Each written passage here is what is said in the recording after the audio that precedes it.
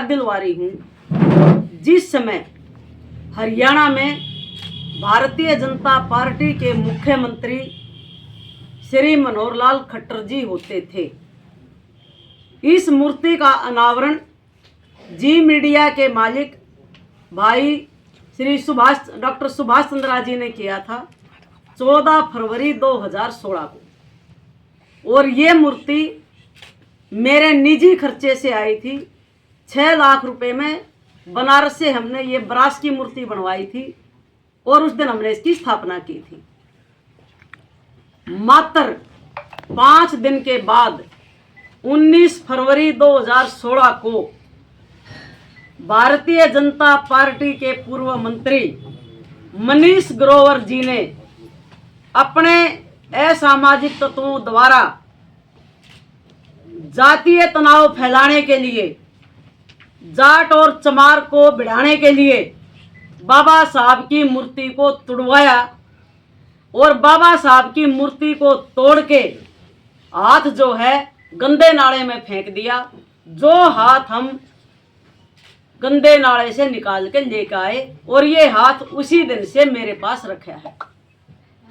बाबा साहब की मूर्ति जो टूटी हुई मूर्ति है, हाथ टूटा हुआ है, आप इस फोन में साक्षात देख सकते हैं।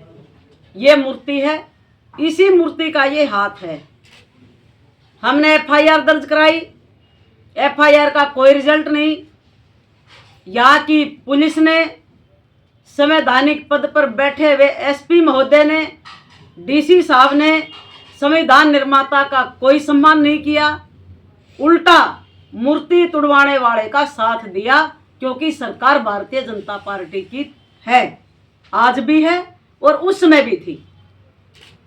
आज मैंने ये प्रेस कॉन्फ्रेंस इसलिए बुलाई है कि आज पूरे देश में बीजेपी के लोग एक ढोंग कर रहे हैं। और ढोंग क्या है? आपने देखा होगा 5-7 दिन पहले यूनिवर्सिटी में पूर्व मुख्यमंत्री और हाल के केंद्रीय मंत्री श्री मनोहर लाल खट्टर जी भी आए और मूर्ति लगाई उन्होंने बाबा साहब ने। और अभी 2 दिन पहले भारतीय जनता पार्टी के लोग चौक पे खड़े में देख रही थी, वो संविधान सम्मान यात्रा निकाल रहे हैं। वाह भाई वाह, बड़े ढोंगी लोग हो आप लोग। आज तक भारतीय जनता पार्टी आरएसएस के लोगों ने कभी संविधान का सम्मान किया है? कभी कानून का सम्मान किया है? बिल्कुल नहीं किया। अगर आज मैं इस देश की बात करूं तो सबसे ज्यादा अगर बाबा साहब का अपमान हुआ है तो भारतीय जनता पार्टी के सरकार के टाइम में हुआ है। पूरे देश में मूर्तियां टूटी हैं, पूरे देश में अम्बेडकरवादियों को जेल में ठोका गया है, पूरे देश में अम्बेडकरवादियों पर जेल गोलियां चली है, झूठी एफआईआर हुई है और आज ये संविधान सम्मान यात्रा निकाल रहे हैं। और इसी के साथ साथ जो नकली अम्बेडकरवादी, जो दलित समाज के नेता भारतीय जनता पार्टी में, मैं उन कुकर्मियों का कहना चाह रही हूं, वो समाज के नाम पर कलंक हैं। और समाज के असली अम्बेडकरवादियों को कहती हूं इस प्रेस के माध्यम से कि जितने नकली अम्बेडकरवादी भारतीय जनता पार्टी में संविधान यात्रा में शामिल हो रहे हैं और अगुवाई कर रहे हैं, इनके मुंह काले करो, इनका जूते मारो। ये बाबा साहब को ड्राफ्ट बनाकर भुना रहे हैं, ये बाबा साहब के नाम पर चंदा खा रहे हैं, ये चंदा चोर हैं। इन्होंने बाबा साहब और संविधान से कोई मतलब नहीं है। जैसे भारतीय जनता पार्टी को पता चल गया है कि इस देश में सबसे ज्यादा संख्या बहुजनों की है, बाबा साहब के अनुयायियों की है, इसलिए बाबा साहब को इग्नोर नहीं कर सकते। इसलिए उनकी मजबूरी होगी आज कि संविधान सम्मान यात्रा निकालनी पड़ी। और इसीलिए मैं आज सभी चैनल और अखबार के माध्यम से पूछना चाहती हूं कि जो संविधान निर्माता बाबा साहब की मूर्ति 14 फरवरी 2016 में झज्जर रोड पार्क पर हमने लगाई थी अपने पैसे से, ये भारतीय जनता पार्टी के पूर्व मंत्री और रोहतक का उस समय के डीसी और एसपी जवाब दें कि एफआईआर दर्ज करके मुजरिमों को क्यों नहीं पकड़ा। और बाबा साहब की ये जो मूर्ति है ये आज कहाँ गायब है? ये किसी के बाप की मूर्ति नहीं है, ये मेरे बाप की मूर्ति है। और इस बाप की बेटी ने जो संविधान स्वाभिमान और बाबा साहब के सम्मान के लिए लड़ाई लड़ी है, चाहे वो कांग्रेस की सरकार रही हो, चाहे वो बीजेपी की सरकार रही हो। ये लड़ाई कांता आलड़िया ने लड़ी है और ये मूर्ति हमने बनवाई अपने पैसे से। तो जवाब दे यहाँ का प्रशासन कि आज ये मूर्ति कहाँ है।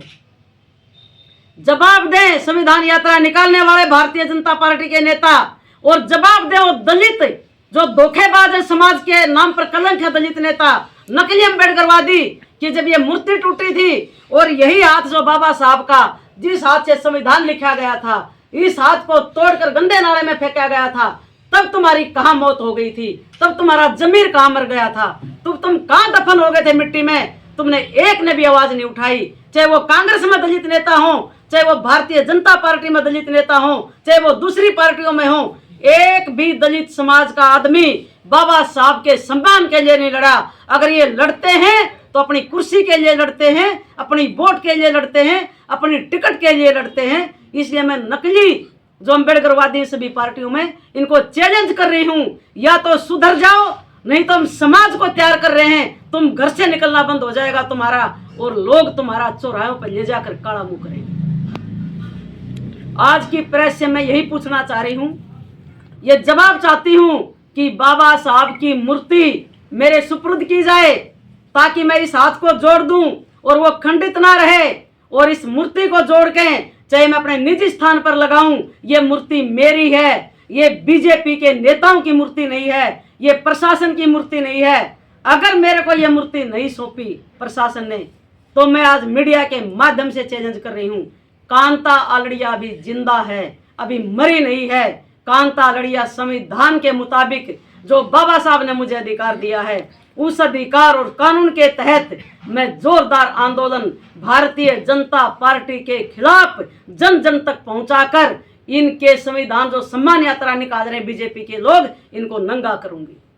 मैं प्रेस के माध्यम से हरियाणा के मुख्यमंत्री माननीय नायब सिंह सैनी जी से भी प्रार्थना करती हूं कि आप तुरंत प्रभाव से रोहतक प्रशासन से पूछिए और अपने नेताओं से पूछिए कि जिस बाबा साहब का आप सम्मान की बात करते हो, जिस बाबा साहब की मूर्ति स्थापना श्री मनोहर लाल खट्टर जी कर रहे हैं, वो बाबा साहब की मूर्ति है कहाँ जो हमारे पैसे से बनी है।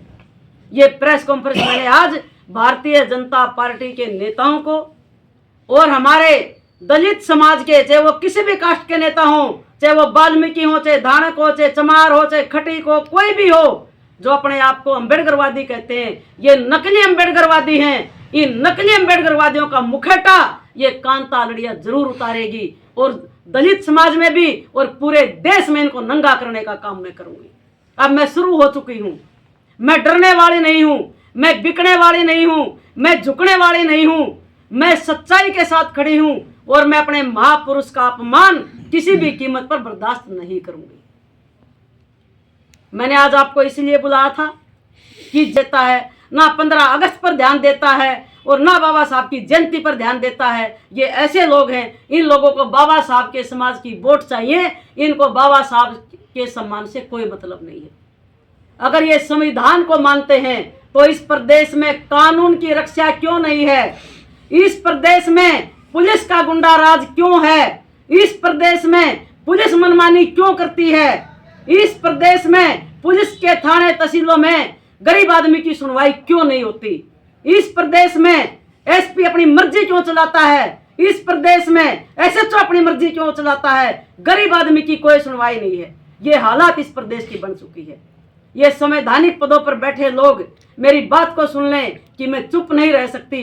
जब तक जिंदा रहूंगी, मैं बाबा साहब ने जो मुझे अधिकार दिया है, मैं उनकी बेटी हूं, मैं संविधान की रक्षा करने के लिए अपने प्राणों को देने के लिए तैयार रहूंगी। लेकिन मैं रोड पर आकर जो नकली अम्बेडकरवादी और जो ढोंगी बीजेपी वाले जो आज संविधान यात्रा निकाल रहे हैं, उनका मुंह तोड़ जवाब दूंगी और जनता के बीच में इनको सबक सिखाऊंगी। धन्यवाद आप सभी का।